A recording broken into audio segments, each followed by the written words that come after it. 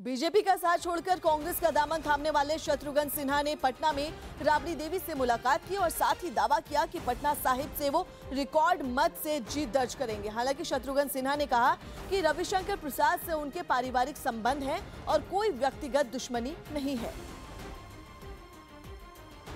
Congress join करने के बाद शत्रुघ्न सिन्हा पहली बार पटना पहुंचे हैं।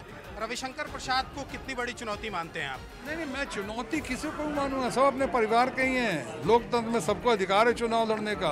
अच्छे आदमी हैं, मैं उनको फैमिली फ्रेंड की तरह देखता हूं, तो मैं उनके किसी व्यक्ति विशेष की तरह नहीं। मैं तो आदर्शों पे जा रहा हूं, सिद्धांतों पे जा रहा हूं, सच्चाई पे जा रहा हूं। इस सीट पे पटना की जनता का बहुत आशीर्वाद मिला है मुझे। इस बार तो पूरे देश में सबसे ज्यादा वोट शेयर मार्जिन हमारा ही था। राहुल गांधी प्रधानमंत्री बनेंगे? अरे प्रधानमंत्री तो देखिए, ये तो हालात बना देगी। प्रधानमंत्री जो है, प्रधानमंत्री बनना कोई बहुत बड़ी बात नहीं, कोई क्वालिफिकेशन है, कॉलेज की डिग्री भी नहीं चाहिए। आप जानते हैं डिग्री का क्या मतलब है, आज क्या हल्ला हो रहा है। ये तो आप भी बन सकते हैं प्रधानमंत्री और मैं भी बन सकता हूँ प्रधानमंत्री, बशर्ते कि हमारे पास संख्या हो, संख्या बल हो, नंबर्स हो, तो क्यों नहीं बन सकते? कोई भी बन सकता है। रविशंकर प्रसाद ये कहते हैं कि अब पटना साहिब का आवाज खामोश नहीं रहेगा। अच्छी बात है। मैं तो चाहता हूँ कि पटना साहब की जनता की आवाज़ क्या पूरे देश की जनता कभी खामोश ना हो। जब भी जोर जुल्म हो, ज्यादती हो, नाइंसाफ़ी हो, अन्याय हो, उसके खिलाफ आवाज़ उठाए, खामोश ना हो।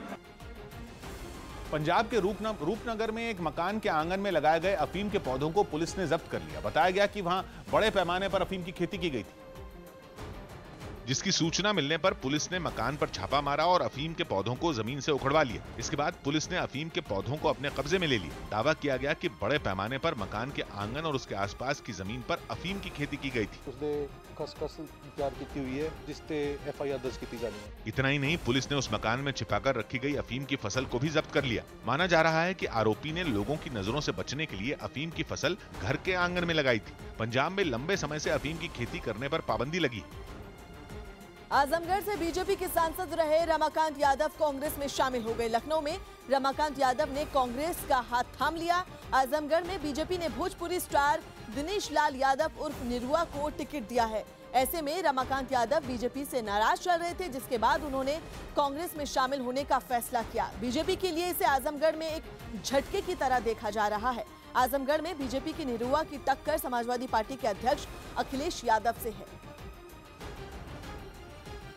कोई नुकसान नहीं होगा, क्योंकि यहाँ ये चुनाव अलग हो चुका है। जो 2019 का चुनाव है वो सीधे ही नहीं है, वो 2019 का चुनाव सीधा प्रधानमंत्री का चुनाव है। और पूरा देश, पूरा आजमगढ़, चाहे पूरा पूर्वांचल, सबको पता है कि इस देश का प्रधानमंत्री किसको बनाना है। तो इसमें फर्क ही नहीं पड़ता है कि कौन आ रहा है, कौन जा रहा है, इससे कोई फर्क नहीं पड़ता। सेना के सियासी इस्तेमाल पर पूर्व सैनिकों की राष्ट्रपति को लिखी चिट्ठी पर विवाद खड़ा हो गया, क्योंकि इस चिट्ठी पर पूर्व सैनिक ही दो खेमों में बंट गए। राष्ट्रपति को लिखी इस चिट्ठी में सेना के राजनीतिक इस्तेमाल पर विरोध जताया गया, जिस पर पूर्व सेना प्रमुखों और 100 से ज्यादा पूर्व सैनिकों के दस्तखत होने का दावा किया गया। चिट्ठी में सबसे ऊपर पूर्व सेना प्रमुख एसएफ रॉड्रिक्स का नाम लिखा नजर आया और उनके बाद पूर्व सेना प्रमुख शंकर रॉय चौधरी का नाम लिखा दिखा। लेकिन इन दोनों की राय इस मुद्दे पर अलग थी। पूर्व सेना प्रमुख शंकर रॉय चौधरी ने सेना का सियासी फायदा उठाने वालों को खरी खरी सुनाई। इज्जत is being affected and we don't like it. लेकिन पूर्व सेना प्रमुख एसएफ रॉड्रिक्स ने इस मामले से अपना पल्ला झाड़ लिया। ये इसका लेटर के बारे में आपको कुछ भी पता नहीं। इसके अलावा पूर्व air chief marshal NC Suri ने भी इस चिट्ठी पर दस्तखत करने की बात से इनकार कर दिया। इससे पहले राष्ट्रपति भवन ने भी ऐसी किसी चिट्ठी के मिलने से इनकार कर दिया, लेकिन पूर्व सैनिकों के दूसरे गुट ने चिट्ठी लिखने की बात मानी और राष्ट्रपति के साथ चुनाव आयोग को भी चिट्ठी लिखकर आपत्ति जताई। चिट्ठी में राजनीतिक पार्टियों पर सेना की छवि को नुकसान पहुंचाने का आरोप लगाया गया। साथ ही नेताओं के सेना के पराक्रम का श्रेय लेने पर विरोध जताया गया। पूर्व सैनिकों ने अपनी चिट्ठी में सशस्त्र बलों को मोदी जी की सेना कहे जाने पर भी कड़ी आपत्ति जताई। इसके अलावा चुनाव प्रचार के दौरान नेताओं के सेना की वर्दी पहनने का भी विरोध किया गया।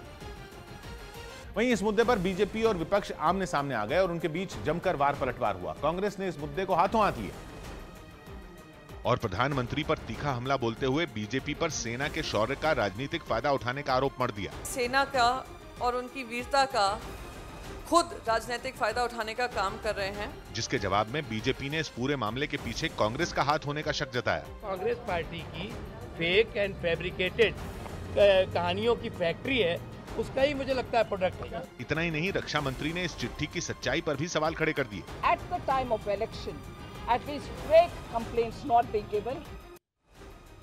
छत्तीसगढ़ में एक रैली में अमित शाह ने कांग्रेस पर हमला किया।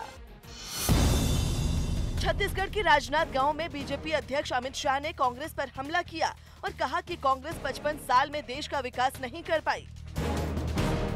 मध्य प्रदेश के पूर्व सीएम शिवराज सिंह चौहान ने कहा कि ई टेंडर घोटाले की जांच मौजूदा सरकार को गंभीरता से करनी चाहिए। छत्तीसगढ़ के अंबिकापुर में रैली में यूपी के सीएम योगी आदित्यनाथ ने कांग्रेस पर हमला किया और कहा कि पीएम मोदी ने 60 महीने में वो कर दिखाया जो कांग्रेस 60 साल में भी नहीं कर सकी।